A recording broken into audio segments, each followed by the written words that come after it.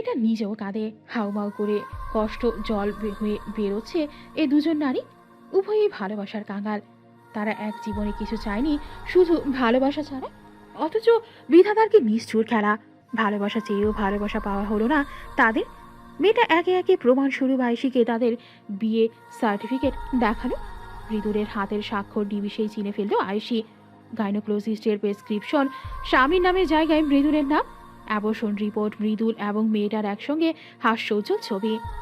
সব দেখে আয়েশির মাথা লাঠিমের ন্যায় ঘুরতে লাগলো। আয়েশির ডান হাতে পাশে থাকা আম গাছকে আঁকড়ে ধরল।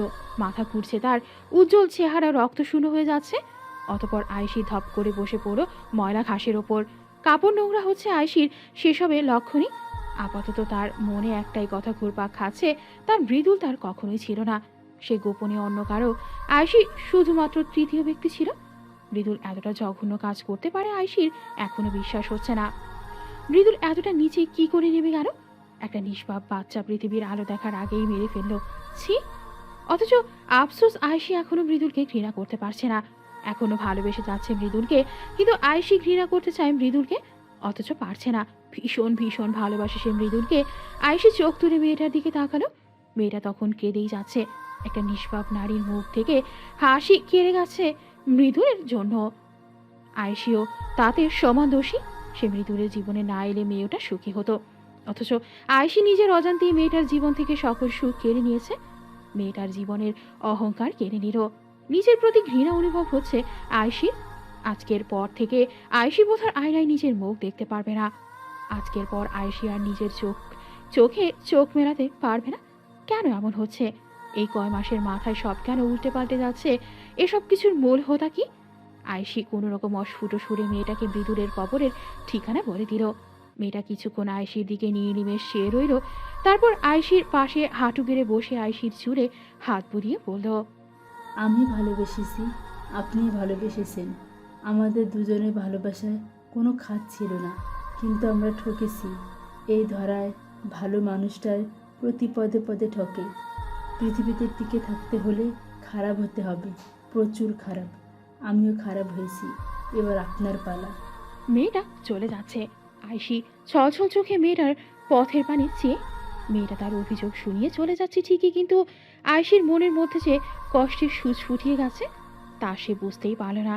আয়েশি কি যে মরণ যন্ত্রণায় ভুগছে সে তা জানল না। আয়েশি আর টিকে থাকতে পারল না। আয়েশি চিৎকার করে কেঁদে উঠল। দু হাতে চুল খামচে ধরে চুল চেনে ছিঁড়ে ফেলল। সার্ভেন্ট আয়েশিকে সামলানোর চেষ্টা করলো, সফল হলো না। আয়েশি গলা ফেটে যাচ্ছে কান্না করতে করতে। কষ্টে বুকটা ফেটে যাচ্ছে। এমন কেন হলো? আয়েশি এখন কেমন করে বাঁচবে? আর বাঁচতে ইচ্ছে করছে না। তার এত সুন্দর জীবনকে মৃদুল কেন এভাবে নষ্ট করে দিল? কি দোষ ছিল তার? মৃদুলকে প্রাণের চেয়ে বেশি ভালোবাসাটা দোষে ছিল। অত্যাধিক কষ্টে, চিন্তায়, আতঙ্কে আয়েশি মৃদুলের নাম দুবার জপ করে সেখানেই জ্ঞান হারিয়ে মাটিতে লুটিয়ে পড়ল। সার্ভেন্ট সহ সবাই ব্যস্ত হয়ে পড়ল। আয়েশিকে ধরাধরি করে তার কক্ষে নিয়ে যাওয়া হলো। আয়েশি এখনো বিছানায় শুয়ে আছে, জ্ঞান ফেরেনি। ধ্রুব একবার এসে দেখা গেছে তাকে। আয়েশির কপালে ছোট্ট চুমু খেয়ে বলেছে, এবার থেকে শুরু হবে তোমার এবং আমার ভালোবাসার খেলা। দ্রুত সুস্থ হও রক্তচাপা। ধ্রুব রান্নাঘরে মিল্কশেক বানাচ্ছে। ২৬ বছরের জীবনে ধ্রুব এই প্রথম রান্নাঘরে এসেছে। ধ্রুবকে রান্নাঘরে থেকে সার্ভেন্ট সবাই হতবাক হয়ে গেছে। মুখে হাত চাপা, চোখ কোটর ছেড়ে বেরিয়ে আসছে সবার। প্রধান রাঁধুনি ধ্রুবর দিকে এগিয়ে এসে বলে, স্যার, কী বানাবেন আমায় বলুন, আমি বানিয়ে দিচ্ছি। ধ্রুব কঠিন চোখে তাকায় তার দিকে, বলে, বেশি কথা বলা আমার পছন্দ নয়, জানো না ফখরুল? ফখরুল মাথা নত করে সরে যায়। ধ্রুব মিল্কশেকের গ্লাসে শেষবারের মতো চামচ নাড়ে। হঠাৎ উপর থেকে কিছু ভাঙার শব্দ পাওয়া যায়। ধ্রুব চামচ নাড়া ছেড়ে ভ্রু কুচকে উপরে তাকায়। উপরের ঘর থেকে ক্রমশ কিছু ভাঙার শব্দ আসছে, সেই সাথে ধপাধপ পা ফেলার শব্দ। মনে হচ্ছে ছাদটাই বোধহয় ভেঙে গুড়িয়ে পড়বে। সার্ভেন্ট বলে, স্যার, আমার মনে হয় ম্যাডামের জ্ঞান ফিরেছে। ধ্রুব মাথা নুয়ে মিল্কশেকের গ্লাস হাতে নেয়। সার্ভেন্টদের শাসিয়ে বলে, আমি না বলে অবধি কেউ উপরে যাবে না, বুঝছো? ধ্রুব হন হন পায়ে সিঁড়ি ভেঙে ওপরে ওঠে। আয়েশির ঘরের দরজা খোলা। ভেতর থেকে একটার পর একটা কাঁচ ভাঙার শব্দ আসছে। ম্যাডাম খেপেছে। ধ্রুব মুচকি হাসে। আজকের মতো আয়েশির খ্যাপা মনকে শান্ত করতে পারলে জীবনভর তার আদর সহ্য করতে পারবে। ভাবতেই ধ্রুবর সুখ সুখ অনুভব হচ্ছে। ধ্রুব তার হাসি লুকিয়ে চেহারা করুণ করে, তারপর হেঁটে কক্ষের ভেতরে প্রবেশ করে। আয়েশি সম্পূর্ণ কক্ষ এলোমেলো করছে, নিজের জামা কাপড় ছিঁড়ে বেহাল অবস্থা, সবসময় বিন্যস্ত চুল এলোমেলো হয়ে মুখের উপর লেপ্টে আছে। আয়েশি একটার পর একটা জিনিস ভাঙছে আর কাঁদতে কাঁদতে বলছে, কেন ঠকালি আমায়? কেন কেন এভাবে মেরে ফেললি আমায়? এখন কি নিয়ে বাঁচবো আমি? কার জন্য বাঁচবো?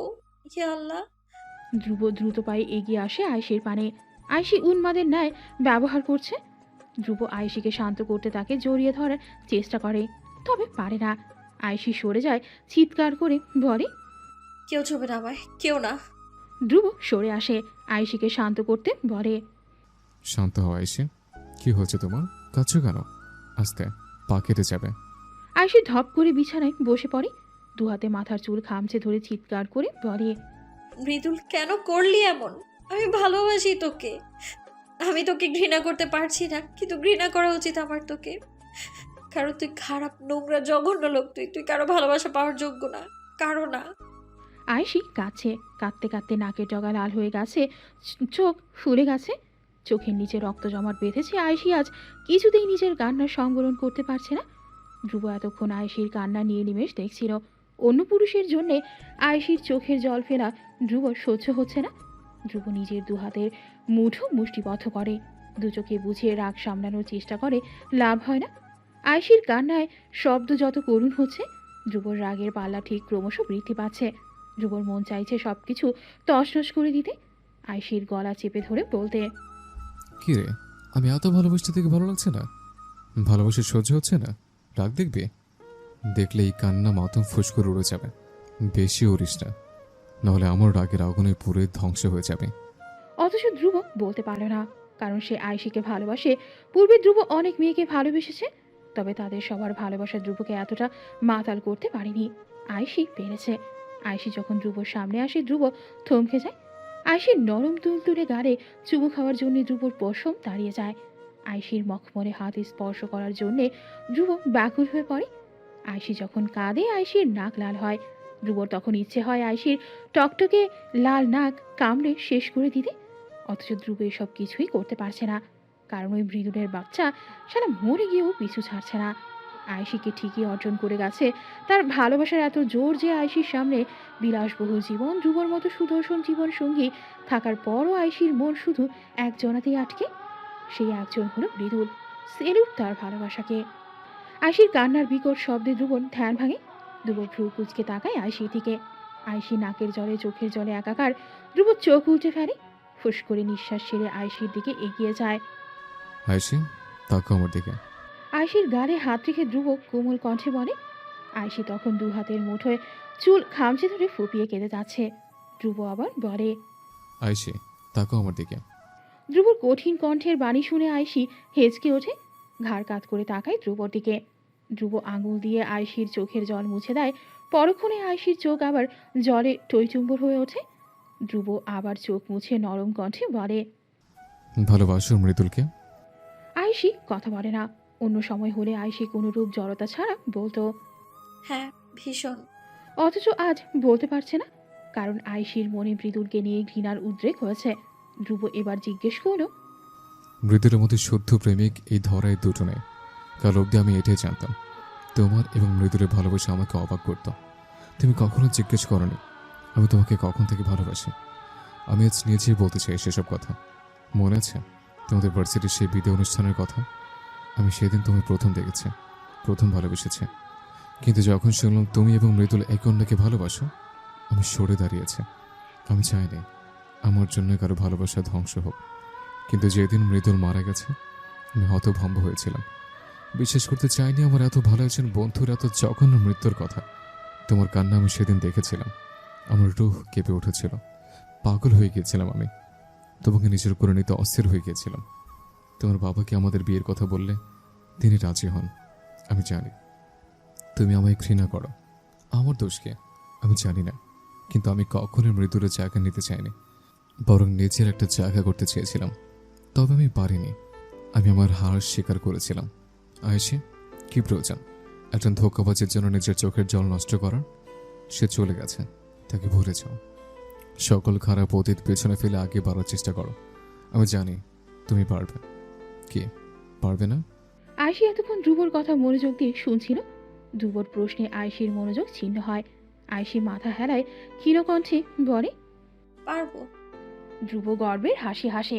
আয়শীর মুখের উপর পড়ে থাকা চুল কানের পেছনে গুজে দিয়ে বলে, যাও ওয়াশরুম থেকে ফ্রেশ হয়ে আসো, ভূত লাগছে দেখতে। আয়শী বাক্য ক্ষয় না করে চুপচাপ ওয়াশরুমে চলে যায়। ওয়াশরুমে ঝর্ণার নিচে বসে আরও এক দফা কেঁদে তারপর একদম গোসল করে বের হয়। ধ্রুব ততক্ষণে সার্ভেন্ট দিয়ে আয়শীর ঘর পরিষ্কার করে ফেলেছে। আয়শী টাওয়াল চুলে পেঁচিয়ে বিছানার উপর বসে। ধ্রুব আয়শীর পাশে এসে বসে। আয়শী তখন মাথা নত করে নীরবে কাছে। ধ্রুব হাত বাড়িয়ে আয়শীর চুলের টাওয়াল খুলে দেয়। সঙ্গে সঙ্গে আয়শীর ভেজা চুলের মাথার গন্ধ ধ্রুবর বুকে ঝড় তুলে দেয়। ধ্রুবর ইচ্ছে করে আয়শীর চুলে মুখ গুজে আয়শীর ভেজা দেহের ঘ্রাণ শুকতে, কিন্তু ধ্রুব নিজেকে আটকায় সবুরে ফলে প্রবাদ বাক্য মাথায় রেখে ধ্রুব আয়শীর চুল চিরুনি দিয়ে সুন্দর করে আশ্রে দেয়। আয়শীর চোখে গাঢ় কাজলের রেখা এঁকে দেয়। আয়শীর পাতলা ঠোঁট গোলাপি শেডের লিপস্টিক দিয়ে রাঙায়। প্রেয়সীকে মনের মাধুরী মিশিয়ে সাজানোর পর ধ্রুব আয়শীকে আয়নার সামনে আনে। আয়শীর ঘাড়ে থুতনি রেখে বলে, সামনে তাকাও। আয়শী চোখ তুলে তাকায়। আয়নায় নিজেকে নতুন রূপে আবিষ্কার করে আয়শী। নিজের প্রতিচ্ছবির পানি স্থির দৃষ্টিতে চেয়ে রয় সে। ধ্রুব বলে, আজ থেকে নিজেকে বদলে ফেলো, নতুন করে বাঁচতে শেখো। তোমার দুনিয়া গোলাপ দিয়ে সাজাও, গোলাপের সুবাস নিজের মধ্যে ধারণ করে হাসতে থাকো। পুরনো আয়শীকে জ্বলন জোরে দিয়ে নতুন আয়শীতে পরিণত হও। আয়শী কিছুক্ষণ আয়নার দিকে তাকায়। অন্তরে উন্মাদনার জেদ তৈরি হচ্ছে। জেদের বসে আয়শী মাথা নাড়ায়। হ্যাঁ, সে পুরনো আয়শীতে জলাঞ্জলি দেবে, পরিণত হবে দুঃখবিহীন সম্পূর্ণ নতুন আয়শীতে। তবে কিছুদিন পর আয়শীকে আগে সেই মেয়েটার কথার সত্যতা যাচাই করতে হবে। আয়শী যে মৃদুলকে চেনে, সে এমন কাজ করতেই পারে না। মৃদুলের সমগ্র দুনিয়া ঘিরে আয়শী ছিল, আর সেই দুনিয়ায় অন্য কেউ প্রবেশ করতে পারে না। শেষবারের মতো আয়শী মৃদুলকে বিশ্বাস করছে। আয়শী মনে প্রাণে চাইছে মেয়েটা যেন মিথ্যা প্রমাণিত হয়। মৃদুল যেন আয়শীর হয়েই রয়। আগামীকাল মৃদুলের মায়ের সাথে দেখা করতে হবে মৃদুলের বন্ধু বান্ধবের সাথে। আয়শীর বিশ্বাস মৃদুলের বিষয়ে তারা আয়শীকে সর্বাত্মক সহযোগিতা করবে। আপাদমস্তক মন খারাপের নতুন ভোর। সারা রাত আয়শী ঘুমায়নি, শুধু ফ্যাচ ফ্যাচ করে কেঁদেছে। ধ্রুব সে সময় আয়শীর পাশে থেকেছে। আয়শীর মাথাটা নিজের কাঁধে রেখে হরেক রকমের গল্প পেতেছে। দুঃখ গল্প, সুখ গল্প, আবেগ গল্প, রং তুলিতে গল্পের রং এঁকে আয়শীর মন মাতানোর চেষ্টা করেছে। তবে পেরেছে কি? আয়শীর নিজেকে খুব দুঃখী মেয়ে মনে হচ্ছিল। সে সব পেয়েও অভাগার ন্যায় সব হারিয়ে নিঃস্ব হয়েছে।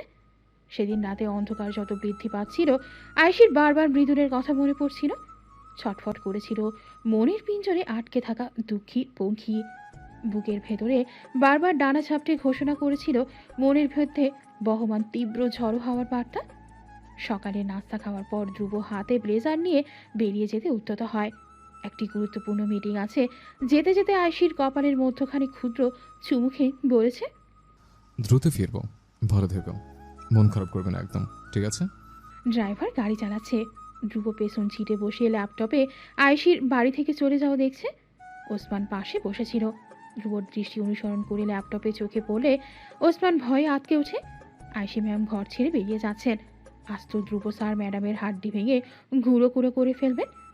ওসমান আতঙ্ক ভরা চোখ নিয়ে ধ্রুবর দিকে চায়। ধ্রুব তখন শান্ত, ডান হাতের আঙুল দিয়ে খোঁচাদারি চুলকায়। হঠাৎ বুকে হাত চেপে সিটে হেলান দেয়। ক্ষুদ্র নিঃশ্বাস ছেড়ে চোখ উল্টে বলে, তোমার ম্যাডাম এত সুন্দর কেন ওসমান? তাকে দেখলেই কেন আমার বুক ধরস ধরস করে? Answer me Osman. ওসমানের মুখ হা হয়ে যায় ধ্রুবর কথা শুনে। ওসমানকে চুপ করে থাকতে দেখে ধ্রুব ঘাড় ঘাড় করে তাকায় তার দিকে। ওসমানের মুখ তখনও হা। ধ্রুব হেসে ফেলে। ওসমানের ধ্যান ভাঙে, লজ্জা পেয়ে যায় সে। ধ্রুব হাসে মিটিমিটি। এই প্রথম ওসমান ধ্রুবকে মন খুলে হাসতে দেখেছে। আয়শী ধ্রুবর জীবনে আসার পর থেকে ধ্রুবর সমগ্র জীবনটাই বলতে গেছে। ধ্রুব আগের ন্যায় সর্বদা মুখ গোমরা করে থাকে না, হঠাৎ হঠাৎ হাসে। হাসলে তার সুন্দর মুখ আরও বেশি আকর্ষণীয় লাগে। ডান গালে গর্ত লক্ষ্য হয়। ধ্রুব আপাদমস্তক ভয়ঙ্কর সুদর্শন পুরুষ, সকল নারীর স্বপ্ন রাজপুত্রের মতো বদনের অধিকারী। ধ্রুব এমন ভয়ঙ্কর সৌন্দর্য পেয়েছে তার বাবা থেকে। ধ্রুবর বাবা ছিলেন ঠিক ধ্রুবর মতো সুন্দর, তবে ভয়ঙ্কর। ধ্রুবর সৎ মা অনেকেই ছিলেন, তবে ধ্রুবর মা ছিলেন ধ্রুবর বাবার একমাত্র ভালোবাসা। বাকি স্ত্রীরা শুধুমাত্র কামনা মেটানোর জন্য ছিলেন। ধ্রুবর মা ছিলেন আয়েশির মতো সহজ সরল। ধ্রুব তার মায়ের সরলতা না পেয়ে পেয়েছে বাবার হিংস্রতা। বিষয়টা হতাশাজনক। ধ্রুবর এমন ভয়ঙ্কর সৌন্দর্য দেখে ওসমানের মাঝে মধ্যে মনে হয়, ওসমান যদি কখনো মেয়ে হতো তাহলে সে নিশ্চয়ই ধ্রুবর প্রেমে পড়ত। ধ্রুবর হিংস্রতা যে মেয়ে জানে না, সে প্রতি প্রার্থনায় ধ্রুবকে চায়। ধ্রুবর সঙ্গে জীবন কাটানোর স্বপ্ন দেখে যদি তারা ধ্রুবর ধ্বংসাত্মক আচরণ দেখত, তবে তারা কুক্ষণেও ধ্রুবর সঙ্গ চাইতো না। বরং মনের ভুলেও ধ্রুবর নাম উচ্চারণ করতে তাদের বুক কাঁপত, ভয়ে তাদের শরীর বেঁকে যেত। ওসমান, প্যারিসের দুটো বিজনেস ক্লাস টিকিট কাটবে। বহুদিন হয়েছে কোথাও ঘুরতে যায়নি। তোমার ম্যাডামের মন খারাপ তাড়াতে প্যারিসের শীতল হাওয়া ও রোমান্টিক পরিবেশ যথেষ্ট। তোমার জন্য একটা নর্মাল টিকিট কেটো। তুমিও যাচ্ছ আমাদের সঙ্গে। বইছে জড়ো হাওয়া, গাছের পাতায় শীতলতার ঢেউ খেলেছে, পিচ ঢালা রাস্তায় স্তরে স্তরে কাদা জমেছে, ঝুমঝুম বৃষ্টি নামছে। আকাশের বুকে বিশাল ফাটল পরিলক্ষিত হলো, বিদ্যুতের ঝলকানির শব্দে রাতে নিস্তব্ধ পরিবেশ ঝাঁঝরা হলো। আয়সি ব্রিজের ওপর দাঁড়িয়ে আছে, ঝুম বৃষ্টির ফোঁটা আয়সির মন দেহ ছুঁয়ে ওড়নার অগ্রভাগ ব্রিজের ওপর গড়াচ্ছে। কাদা মেখে নোংরা। আয়সি ফ্যাচ ফ্যাচ করে কাছে, মুখের হাত চেপে অবিরত কেঁদে মনের কষ্ট হালকা করার চেষ্টা করলো। পারল কি? এখনো বুকের ভেতরটা চলছে। কষ্টের তীব্রতা ক্রমশ বৃদ্ধি পেয়ে কষ্টের পাহাড় তৈরি করছে। ক্রমশ এক সময় এই পাহাড় ধসে পড়বে। আয়সি সেদিন পাথরের মূর্তিতে পরিণত হবে। মূর্তির যেমন কষ্ট হয় না, অনুভূতি থাকে না, আয়সিরও বুঝি থাকবে না। আয়সির চোখের জল হার মানল, ফুরিয়ে এলো এক সময়। এখন যা আছে শুধুই ভেজা কিছু অনুভূতি। আয়সি দুহাতে চোখ মুছল, অতপর শেষ মুহূর্তে আকাশের দিকে চেয়ে চিৎকার করে বলল, আমি তোকে ঘৃণা করি মৃদুল, এতটা ঘৃণা বোধহয় আমি আর কাউকে করতে পারবো না। হ্যালো বন্ধুরা, কেমন আছেন আপনারা সবাই? গল্পটির পরবর্তী অংশ আপলোড করা হবে এই চ্যানেলে, অর্থাৎ নুসরাত চ্যানেলে। চ্যানেলের লিংক আমি ডেসক্রিপশন এবং কমেন্ট বক্সে দিয়ে দিচ্ছি। লিংকে ক্লিক করে গল্পটির পরবর্তী অংশ শুনতে পারবেন। ভালো থাকবেন আপনারা।